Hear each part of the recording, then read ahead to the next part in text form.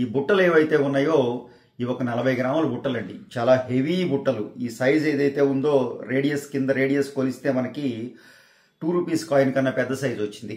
So చాలా heavy బుట్టలండి. దీనికి మ్యాచింగ్గా ఈ హారానికి అలాగే ఇక్కడ ఎమరల్డ్స్ వాడాం. ఇందులో వాడినట్టుగానే ఎమరల్డ్ వాడాం. కంప్లీట్గా సీజెడ్ విత్ డైమండ్ ఫినిష్ తోటి విత్ చక్కటి Italian rhodium polish.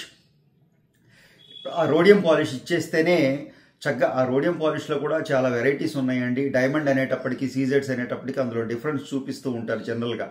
But diamond finish తేవాలి అంటే ఆ డైమండ్ నెంబర్కి వాడే రోడియం పాలిష్ మాత్రమే, ఇటాలియన్ ఫినిష్ మాత్రమే ఇవ్వవలసి ఉంటుంది. ఆ ఇచ్చినప్పుడే ఈ ఫినిష్ వస్తుందండి. లేకపోతే ఈజీగా కొంత నాలెడ్జ్ ఉన్నవాళ్ళు ఇది డైమండ్ సెట్ అని ఇది సీజెడ్ సెట్ అని చెప్పేయగలరు చూసారంటే.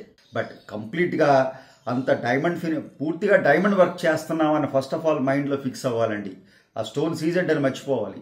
అప్పుడే ఇలాంటి ఫినిషింగ్స్ వస్తాయి. సో ఆ విధంగా చక్కగా దుద్దు తీసుకున్నాం, మధ్యలో చిన్న పీస్ తీసుకున్నాం. వెడ్డింగ్ స్టైల్ పూర్తిగా ఇప్పుడు ఇంత హెవీ సెట్ వేసుకున్నప్పుడు మరి చెవులకి కూడా ఎలా ఉండాలండి? ఆ హ్యాంగింగ్స్ కానీ ఆ బుట్టలు కానీ ఆ రేంజ్లో లేకపోతే అది సెట్ అవ్వదు, మ్యాచ్ పర్ఫెక్ట్ అవ్వదు అనమాట.